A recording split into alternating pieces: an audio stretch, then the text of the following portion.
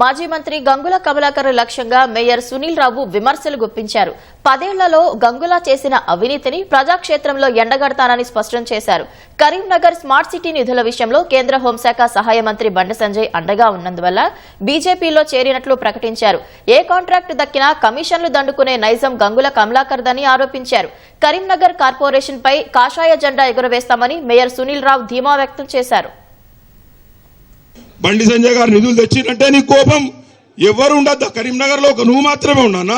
నువ్వు మాత్రమే తిరుపతి వంచి ఇవ్వాలి, ఎకరాలకు ఎకరాల భూములు కొనుక్కోవాలి, నువ్వు మాత్రమే దుబాయ్ లో హోటల్ కట్టుకోవాలి. ఇదా నీ చరిత్ర? నాకు మేరిప్పించింది వినోద్ కుమార్ గారు. బాధలు దిగమింగుకొని పనిచేసిన 5 సంవత్సరాలు, దాని పరిణామమే ఈ రోజు మనకు కనబడుతున్న రోడ్లు. ఎవరు పైసలు తెచ్చినా పోవాలి, ముందుగా కొబ్బరికాయ కొట్టాలి, కాంట్రాక్ట్ తో మాట్లాడుకోవాలి. ఇది నువ్వు చేసిన పని. నువ్వు ఏ విచారణ జరిపించుకో నా విషయంలో నేను దేనికైనా సిద్ధంగా ఉన్నా. ఏం టెండర్ ఉంది, 7 వాళ్ళకి ఇప్పియాలి, దాన్ని ఏం తీసుకోవాలి అనే ఆలోచన నీది. నీకు నక్కకు నాగలోకానికి ఉన్న తేడా ఉంది నీకు బండి సంజయ్ గారి మధ్యలో. నువ్వు ఏ ఎన్నికల్లో పడ్డా కూడా నీకు డిపాజిట్ తప్పదు బిడ్డ. చాలని చెప్తున్నా, నీ యొక్క అవినీతిని బరాబర్ బయట పెడతా. నీ యొక్క కథలు వినపోతే నచ్చపోతే మనుషులు క్యారెక్టర్ అసాసినేట్ చేస్తావు.